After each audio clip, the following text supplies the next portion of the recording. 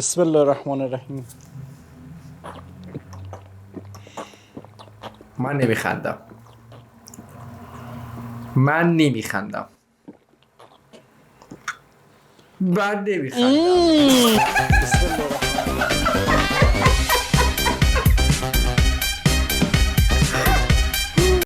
خب متاسفانه من تعداد بسیار زیادی این فیلم رو دیدم و هیچی در واقع ازش نفهمیدم. آی قلبم دیگه طاقت این همه سم رو نداره در این دنیا. لطفا من رو از این سیاره ببر و به سیاره دیگر بکشای.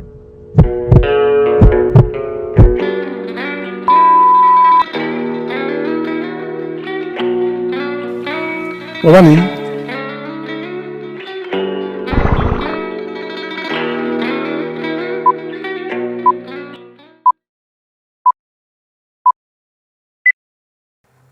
به خدا چند ماه حقوقمون رو ندادن. حقوقمو که دادن اولین کاری میکنم حساب دفتری شما رو میدم. فقط زحمتتون این ماکارونی هم بنویسید تو حساب. نه اشکال نداره، اتفاقا حسابتون هفت خورده ای بود. پسرعموتون چند روز پیش اومد پرداختش کرد. یه 10 تومن هم جدا کارت کشید، گفت ما شما میان خرید کنین من ازش کم کنم. پسرمو؟ آره به من گفتن که پسرعموتونم والا در جریان نیستم. مطمئنی؟ میگم مگه شما خونتون پاسدارا نبود؟ امیر اینجا چی کار میکنی؟ اینجا خونه خالمه. البته باباتم 3-4 تا معدن و کارخونه نداره، ولی شغلش خیلی شریفتره. شهرداری کار میکنه. چرا دروغ گفتی؟ میترسیدم ول کنی بری، یا اصلا فکر کنی به خاطر پول با آدم میترسیدم. آخه روانی من از این ریختم به هم که این همه مدت تو انقدر فشار روت بوده، بعد به من نگفتی، وگرنه من اینجا که بوق نیستم، بالاخره یه جای کمکت میکردم. سوپرمارکت و کرایه خونم تو اوکی کردی نه؟ نه دروغ نگو دیگه، تازه گفته بودی پسرعمومی. حالا بعدم بهم پس میدی. بابامو ببین چه خوش تیپ شده. باباته؟ آره اومده واسه شیر پسرش خواستگاری یالا بگو. خاک تو سرت. منو یادت تو هر شب. یه لحظه. ایشون مگه نمیخواست نسیه بگیره؟ پس پرسینگ و آرایش و اینا چی؟ بعد اصلا رفته بود ماکارونی بگیره. چرا یهو چیپس و پفک شد؟ ماتریکس. ما تو ماتریکس گرفتار شدیم.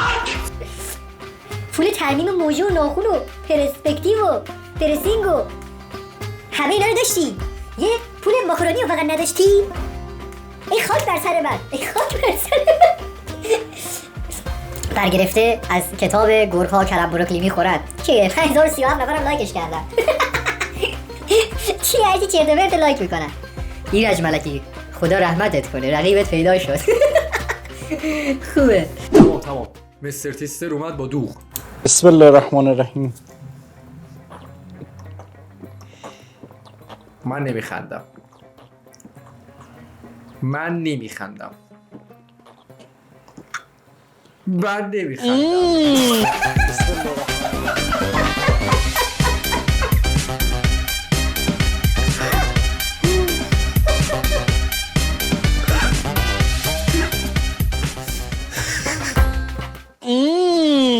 بسم الله الرحمن الرحیم. چرا اینجوریه؟ یکی کمک کنه. صدای آکروباتیک چرا در می آورد؟ نه یه سب اینجا دارم.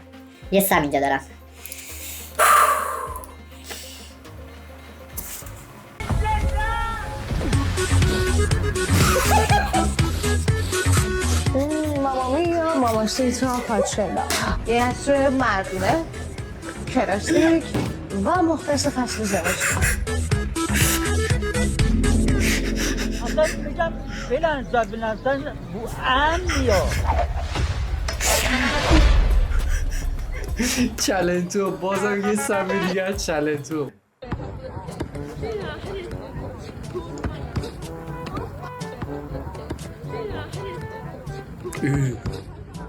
چطور شد؟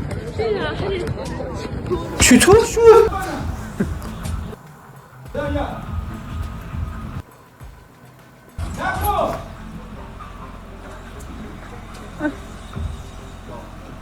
چی کار داری میکنی؟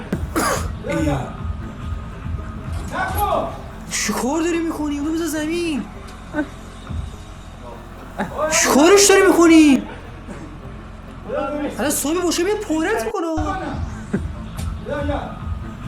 یه پله ولی بهش میگن 33 پل. حکایت خیلی هست. این فیلم رو 33 بار ببین چون من راجع به پل حرف نمیزنم.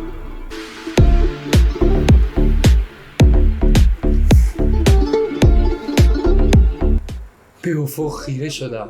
ولی بهش میگن 33 پل. مجبورم این فیلم رو 33 بار ببینم.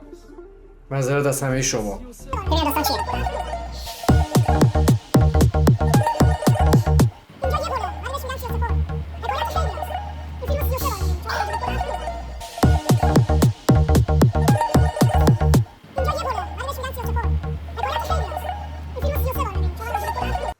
تا دیداری دیگر بدرود شما رو همه شما رو به آقای کیومرث میسپارم. یه چیزی رو یادم رفت بگم 2 تا کلیپ میذارم اینجا و اینجا. این 2 تا رو حتما ببین، نظرت هم برام کامنت کن. کانالم که میدونی سابسکرایب کن. خدا حافظ.